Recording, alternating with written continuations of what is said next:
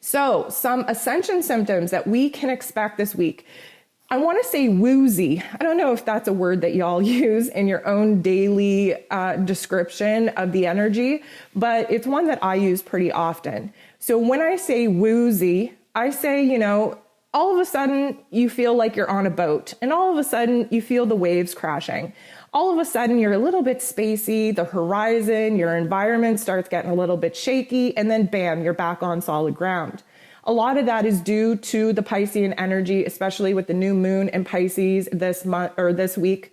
And the ascension symptoms, because we have such powerful energies coming in from the solar flares, from each astrological shift taking place in the cosmos, I just want you to kind of expect that we have to ebb and flow with the patterns of the Piscean waters. And so you might be a little bit woozy, you might be a little bit spacey, and then all of a sudden you feel like you're back on solid ground again. That is absolutely natural, and it's something that you can definitely expect, especially later on in the week when we get into that new moon window.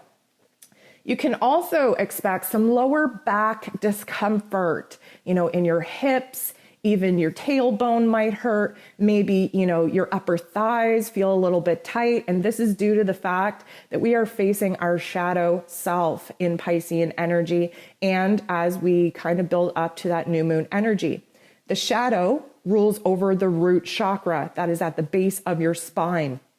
It is survival. It is the darker parts of ourselves that we try to avoid. It is the struggle. It is the pain. And it is what keeps us very rooted into the past, into toxic patterns and behaviors and soul contracts. So because we're trying to break free and transform that into a lighter energy, we might feel a lot of physical discomfort from the energy being blocked in the base of our spine, in our hips, in our tailbone, in our upper thighs.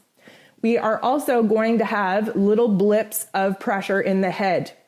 Now, Mars, yes, in Gemini, it was a very dramatic transition. We did feel that pressure in our head. We felt it in our mental space. Anytime Mars is in play this week, we are going to feel that a little bit of pressure once again. We're also going to be feeling head pressure because we're in Pisces season. We are downloading information. We are reconnecting with our soul, our higher self, divine source, and that comes through the crown. And when it comes through the crown, then we change our vision through our third eye. Suddenly we start seeing things differently. We start seeing our realities and perspective change. That is going to cause a lot of congestion in the headspace. And lastly, what I want to talk about, because Venus is so active this week, she really is going to put a lot of pressure on our heart space, on our heart activation. You might feel palpitations. You might feel, racing of the heart, your heart beating faster. You might feel emotional overload where it just feels like somebody ripped your heart out or kicked the wind out of you, and then it's gone in the matter of minutes.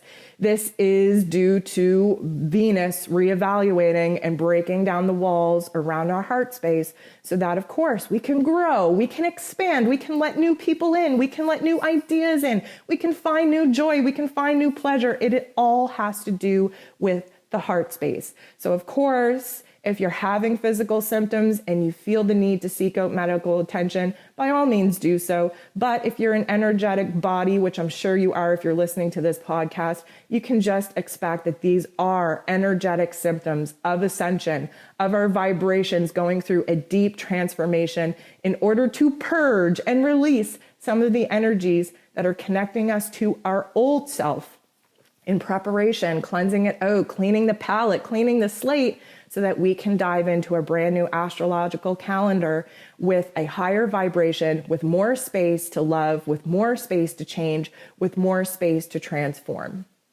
So that is your energy forecast for the week. Again, going to be a super calm week, a little bit intense emotionally at times, of course, as we build towards that new moon guide. That new moon guide is out there in order for you to realize that you're not crazy.